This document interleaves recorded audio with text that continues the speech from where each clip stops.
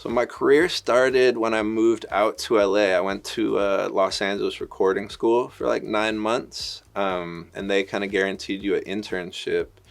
So I got an internship at one of the top studios in LA. I was super lucky to get it. And I started out kind of working there, getting people food, cleaning the studio, cleaning the bathrooms. Kind of worked my way up from there. I was assisting engineers after a little while, assisting mixers, and then I started to do kind of some studio manager work and A&R for the studio I was working at, the Underdog Studio. And it took me about 4 years since I started as an intern to get signed to them as a producer.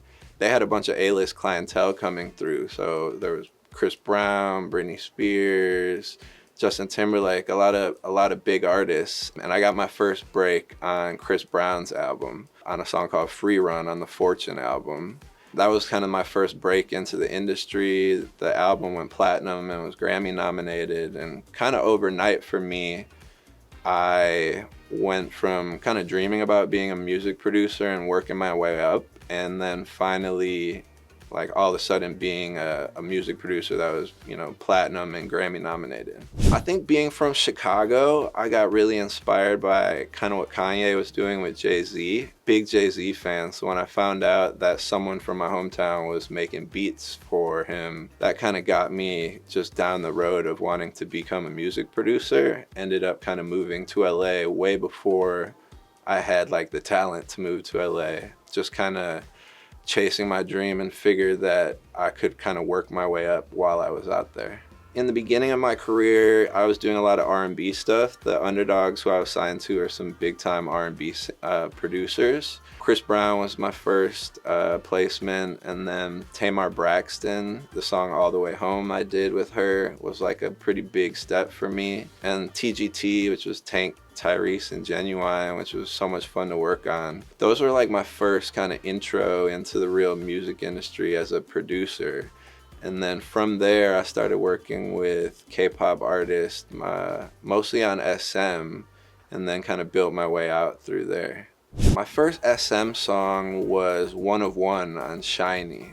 I did a couple songs with SHINee. That was kind of the base for me. After those songs came out, I got invited to have my own camp. I did NCT's Boss at my first camp, and that was like a big song for me and kind of got me down the NCT road. Ended up doing a lot of NCT songs, Wavy, Taeyeon, so many more SM artists after that.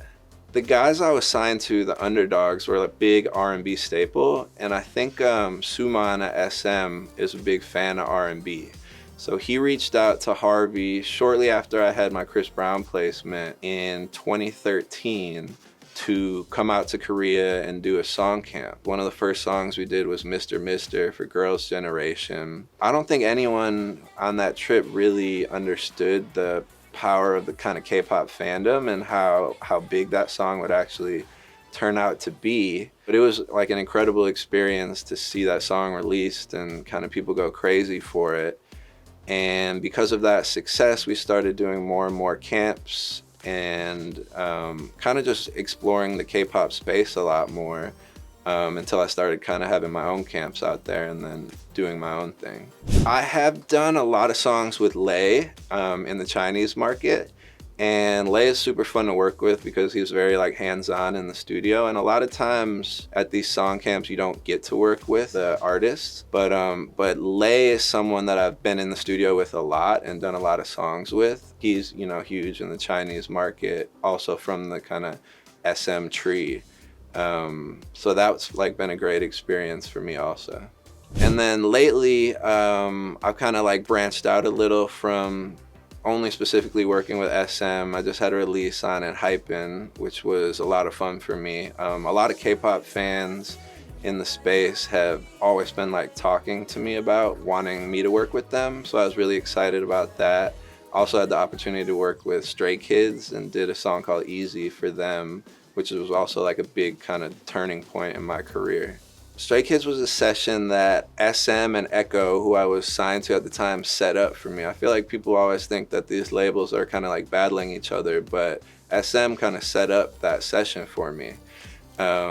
and I knew I was going to be in the studio with them, which also doesn't always happen. So I had a couple tracks prepared. I started playing the beat for Easy, and right away, 3 Racha started kind of like mumbling some raps and writing some stuff down, kind of helping me like formulate the beat a little bit to how they wanted it. There were also a couple songwriters, Mike J and Henry, who were in there, kind of helping get the chorus down and the pre-chorus. That was a lot of fun and energy kind of bouncing off. Before I was even done kind of arranging the beat, they were ready to record some verses. Yeah, I was blown away. Everyone in the room was blown away by their rap verses, and I think that's like maybe the best beat I've ever made. It comes on, the beat was called AAM, so it's like the first song that comes on my playlist when I get in the car.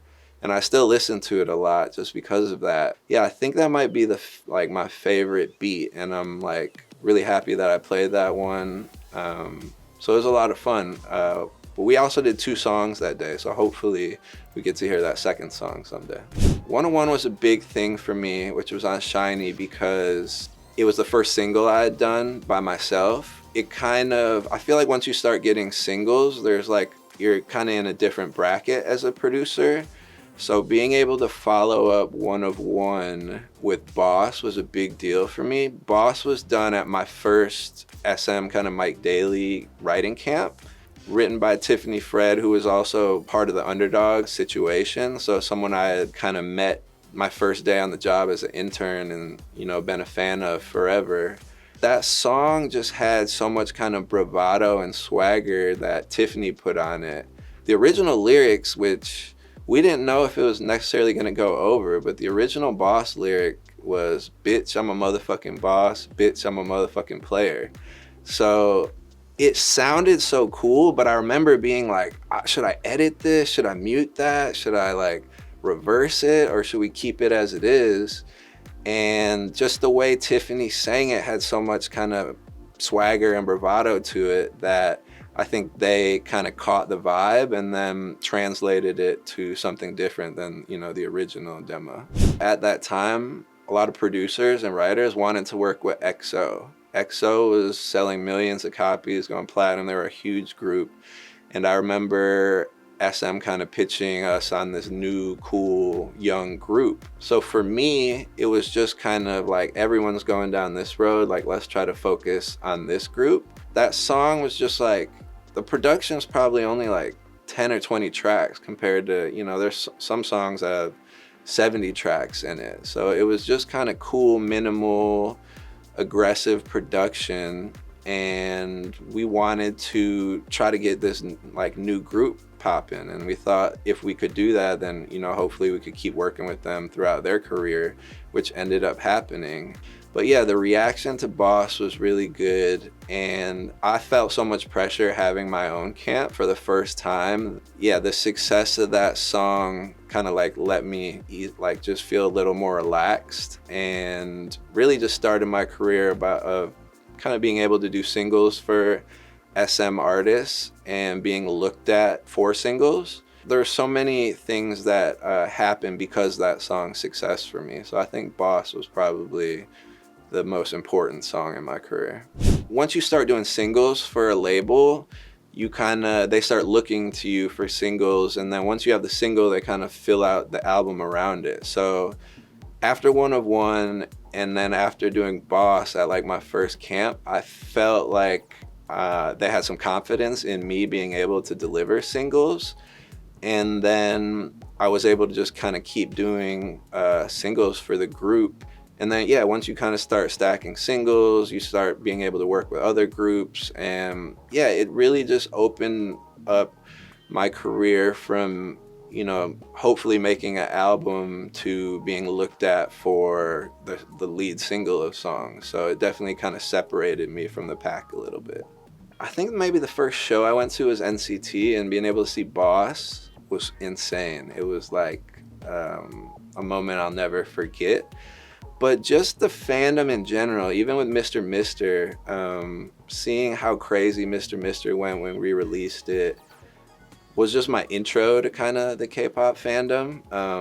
I posted a photo in the studio with the Stray Kids, and I had to like turn my phone off, or I think my phone died from how many reactions on Twitter and Instagram. So that was probably like the biggest reaction I've had, with like just being like, wow, these, like, the fans are kind of going crazy for this this picture.